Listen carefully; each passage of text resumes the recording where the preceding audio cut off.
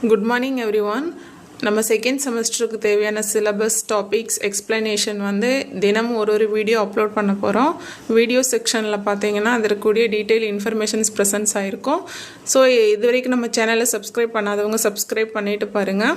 So இன்றைக்கான topic subject என்னென்னா special contracts. Unit 1ல் வந்து கான்ட்ராக்ட் ஆஃப் இன்டெம்னிட்டி பற்றி பார்க்க போகிறோம். கான்ட்ராக்ட் ஆஃப் இன்டெம்னிட்டி அப்படின்னா என்னென்னா இழப்பீடு ஒப்பந்தம். இழப்பீடு இன்டெம்னிட்டினா இழப்பீடு அப்படின்னு அர்த்தம். இழப்பீடு எப்போ ஏற்படும்? ஒரு இடத்துல ஒருத்தவங்களுக்கு ஒரு லாஸ் ஏற்படுதுன்னா அந்த லாஸை சரி செய்கிறதுக்காக யார் அந்த லாஸ்க்கு காரணமானவங்களோ அவங்க அமௌண்ட் பே பண்ணுறது தான் என்ன சொல்கிறோம்னா இன்டெம்னிட்டி, இழப்பீடு அப்படின்னு சொல்லுவோம்.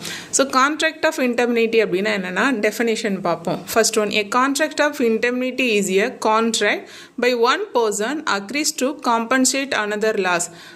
தட் மீன்ஸ் அப்படின்னா என்னென்னா ஒரு நபர் மற்றொரு நபருக்கு வந்து தன்னால் ஏற்படக்கூடிய நஷ்டத்தை வந்து ஈடு செய்கிறதுக்காக ஒரு இழப்பீடு வழங்குகிறேன் அப்படின்னு சொல்லி ஒரு ஒப்பந்தம் போடுறதுக்கு பேர் தான் என்ன சொல்கிறோம், கான்ட்ராக்ட் ஆஃப் இன்டெம்னிட்டி அப்படின்னு சொல்கிறோம்.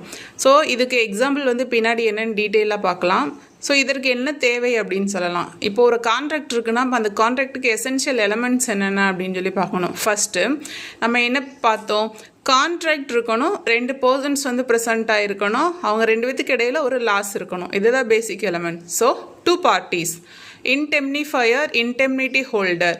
இன்டெம்னிஃபையர் அப்படின்னா என்னென்னா இழப்பீடு கொடுக்குறவர், இன்டெம்னிட்டி ஹோல்டர் அப்படின்னா இழப்பீடு வாங்குறவர்.